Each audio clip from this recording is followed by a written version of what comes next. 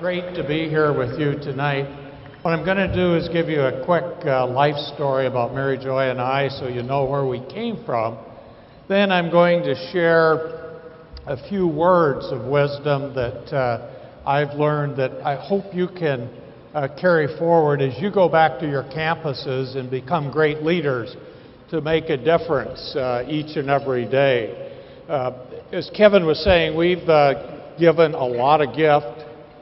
We think of it as an investment. And we've invested in every one of you here tonight and will continue to because we want to create great leaders. Mary Joy and I started dating when we were 14 in high school. We got married when we were 18. If you do that math, we will have our 50th wedding anniversary December 26th this year. So.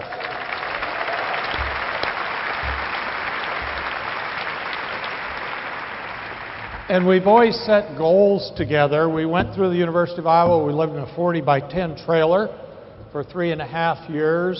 We lived on $3,000 a year and felt great about it. So we always knew that if we were fortunate enough to be successful, our whole goal was to take the values that I learned from Lambda Chi and the values that Mary Joy learned from Delta Zeta. And whoever introduced themselves as the Delta Zeta champ, Mary Joy was cheering for you tonight. So, and we live those and do our very best to be role models each and every day. A couple examples I want you to think about is we've moved 21 times.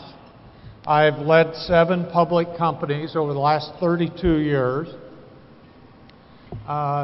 Fortunate enough to lead over 300,000 people during that career all around the world, and each of those people I thought of as critical to our future success.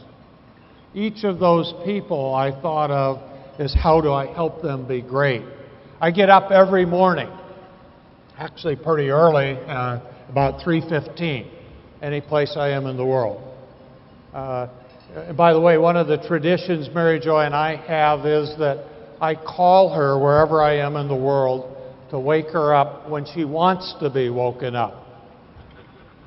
So I will actually break out of meetings. I was with Premier Wen a year ago in September of China, and I excused myself. Mary Joy will remember this, for 2 minutes to wake her up. I came back in, and he asked me what I'd done. I told him, and he said, "That's intriguing." And I said, "No, that's a wonderful life, and it's one we're blessed with." As I said, we set goals. An example, we recently, as I said, we'll celebrate our 50th wedding anniversary this year. And so we recently set a new target, a minimum of 80 years. And I'll tell you how serious we are about that. We have a large life insurance policy that is set up for the Stead Family Foundation that our grandchildren will lead for us someday. And we're paying that off now in increments for the next 8 years. The insurance man that has done so much with us over the years, I got done and I said, "So Mark, how long does this cover us?" And he said, "Well, until you're 102. And I said, "No, I'll pay more, but I want to be covered till I'm 120. And Mary Joy is too, because we intend to continue to enjoy and live each and every moment of our lives. So if you think about the 5 words I'm going to share with you, and if you take those back each and every day, I believe we're going to see leaders that are going to come out of this group of people, all of you, that will do great things for great people. That's the first thing I think about every morning when I get up. How do I help great people do great things? And with all that you've learned and are doing in the last 3+ days, you remember that as a goal each morning, you're going to make a huge difference. First word, which won't surprise you, is treat every person with equal dignity and respect. Dignity. Equal dignity and respect. Every organization I've led, I do my very best to create a culture that only through every person every person being treated with equal dignity and respect can we be successful. And we work that very, very hard. We also work as we go through that equal dignity and respect in a very collaborative management style. And what do you think that means? That means a very diverse background. It means people from all over the world. And it means listening to them and making a decision. And then we have a couple of rules that I would suggest you use with your local chapters and as you become great executives in profit or nonprofit organizations. One is, once we've made the decision, we don't leave the room until we agree and or understand why that decision's been made. I do not believe in consensus. In today's world, if you take time to get to consensus, by the time you make the decision, it's not going to matter. I believe in collaborative management, collaborative leadership of organizations. So when we leave the room, rule number one is we agree and or understand. And we're outside of that room. Rule number two is we will 100% support the decision. 100% support the decision. It's amazing to me today with all the for-profit and nonprofit organizations I've been in that people forget that. The amount of wasted energy, we're watching it this week in Washington, D.C. as an example, the amount of wasted energy on we, they is incredible. It's unbelievable. So when you leave the room, after you've made the decision, treat every person with equal dignity and respect, but 100% support the decision. Next one is curiosity. I think in today's world, I admire all of you here tonight and what you're doing. I think in today's world, an intense external intellectual curiosity will carry you for many, many, many great successes. Intense external intellectual curiosity. Our world's changing fast. It will continue to change faster as we move forward. And if we always stay outside in focused, thinking, what can I do better? How can I learn? What can I do different? One of the things I do every morning again is get on and I speed read and I scan 9-10 newspapers, all on internet, or actually on my Kindle if I'm caught where I can't get internet live. I'm up to date. I answer about 350 emails a day, and I really answer them. And I do that within a 2-hour period. And I would expect each of you to want to think that way, because what you do is learn from everybody. I think the greatest way to learn is to teach. I've taught an executive MBA program at the University of Iowa for 18 years. And I always marvel at that intense intellectual external curiosity our people have. It's critical for us. Third word, trust. 100% trust of every person I've ever worked with. 100% trust. I've never met a person that's not trying to do their best. I've never met a person, he or she, that doesn't care about being successful. So we do everything we can to create an environment that operates with 100% trust of every person. I could give you example after example, but what it does is take handcuffs off people when you operate with trust. By the way, one of the things you'll want to look at as you move forward after graduation is whatever you go to work at, whatever organization, check out how much trust there is. Easiest way to do it is measure how many procedures, policies, and rules they have. If there's more than an inch, don't go there. And I really mean that. Because the minute you move past an inch of policies and procedures, which should be tools to help you become a great leader, you'll find organizations that are so encumbered that they take their hands of all their people and put handcuffs on them. I'll give you only one example tonight. As Kevin said, I became President COO January of 1987. for Square D, a great company, one of the most fun Mary Joy and I ever had, helping make it an even greater company. I'd been there 2 days. Young man came in, brought 2 books, one blue, one brown. He said, only you and the CEO get these books. And I thought, well, that's pretty exciting. I wonder what's in them. There was 462 procedures, which means what? It means people can't do their jobs. So if you want to check to see what I did, go look up the cover of Business Week in February 1987. I burned them in the parking lot of the Square D corporate headquarters. I will tell you there was a little second guessing by my board of directors at that point about who they'd hired. But what we did was change the entire environment and culture of that company.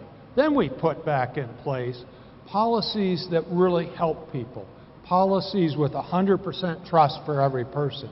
Policies that were tools to help people make decisions. So, third word, trust, and such an important word. Fourth word, which is a series of words, facts as our friends. So critical. So critical. Today's world we live in, we get touched every minute with opportunities to be confused. So what we do, we work hard at this in the organizations I lead. We got to move quick in today's world, and when you become great leaders, as I know you all will be, it will be requiring you to think even quicker and move even quicker. So facts as our friends. What we do today is a one-pager. We call it a fact page. We say, here's the action, obviously all on internet. Here's what we need. Behind it then is the facts, and then finally is the action you want from me. If I need to know more, I can ask. I think any one of you can put down on a piece of paper or a note on internet what you really want your team to do. The one thing I've told some people about this, I learned Mary Joy runs our household. I couldn't do half of what I do without her leadership, and it's a great partnership. I had gotten home once from Japan. Mary Joy picked me up at the airport. We didn't head home. I was tired, and I said, where are we going? And she said, we're going to go buy a new riding lawnmower. And I said, why are we going to do that? She said, we're also going to buy a new push lawnmower. And I said, so why are we going to do that? She said, because I just fired the groundskeepers of our house because they mowed over 2/3 of her flowers. And so I said, why don't you give me the actionable facts about what you want me to do? And she said, you're going to go home and mow the lawn after we get the lawnmowers bought. And she said, by the way, don't ever pull that actionable fact stuff with me again. True story, huh? So, number 4, actionable facts. Number 5, and this is one that I think we've lived with and try to more and more forever. Give back, give forward, give more. You are setting some wonderful role model examples this week. It was so fun today in the foundation board meeting to hear what each of you are doing to make a difference. It was pretty exciting yesterday to announce that $20 million capital drive. It was exciting to hear the 12 million plus that's already in place. It'll be more exciting when we increase that capital drive number, and we'll do that with your help. And that money, a very large part of it, is to continue to provide leadership programs for every one of our brothers to come in the future, to continue to change the world, to continue to create the best fraternity that's ever existed. And the only way you can do that is by giving back and giving forward. We think of 3 things: time, treasure, and talent. We try to make sure we do the best in each of those, because I expect each of you, when you're back, to your campuses to be great role models. Role models, I've never asked anybody to do anything that I won't do myself. I would expect that out of each of you. So give back, give forward time, talent, and treasure. It's amazing how it works. We actually tithed when we were living on $3,000 a year and gave to the, in this case, the Iowa City First Methodist Church. And Mary Jo and I always had a goal of giving at least 10% of our income to things that would make a difference. As we move forward, and we're fortunate enough, and we've been blessed so many times over, that we could give more, we set goals. We set a goal about 25 years ago that we wanted to invest $50 million of our funds in future leaders. Future leaders in church, future leaders in research and science, and future leaders in business and nonprofit organizations. And we've done our very best to do that. And we were fortunate enough that we were able to raise the goal to $100 million. And we've now done that. Sometimes some of my investors at IHS say, "Why do you keep working?" And I said, "So I can give more for the future of the world, and by doing it, by investing in great leaders who will do great things." We've now done, succeeded to be able to do that particular gifting, and our new goal is $200 million. That's why we've got to live to be 120, so we can pull this all off. Our two sons, who we're very proud of, both have little signs they carry with them, which is, "Wonder what Dad and Mom are doing with my inheritance today." And what's made it so neat, we quit giving our grandchildren gifts about 9 years ago. Every year for their birthday or Christmas, they get to pick a charity that they invest in, that we contribute in. So think about that. Giving, giving, giving. Now, if you think about our 7 values at Lambda Chi Alpha, you can think of the ones that we've been using all these years. And I would expect each of you, when you get up in the morning, to think about, how do I help great people do great things? How do I do something better today than I've ever done before? How do I make a difference? The other thing I do after I get up in the morning, I actually meditate for about 15 minutes, do exercises. I go out and I run 5 miles a day, and then I come in and I do email, etc., and then go to work. I'm not expecting any of you to do that, although I'll be happy to provide you free calls at 3:15 in the morning for anybody that wants it. You can just ask me for my email, and I'll be happy to provide that for you. The more important point is, whenever you get up, think about what a great day it is. Think about what an incredible difference you can make. And think about what you're going to learn today and what you're going to do today that you can give back to your future. I'm going to close with something that I wrote some time ago, in actually a summary, which is purpose. Each of you, set a purpose. What am I all about? Am I a great leader? Will I become a better leader? Somewhere inside, somehow you know that there's a purpose for you on this day. Let that purpose come to surface and bring it full to life. Purpose is not so much a matter of what you do.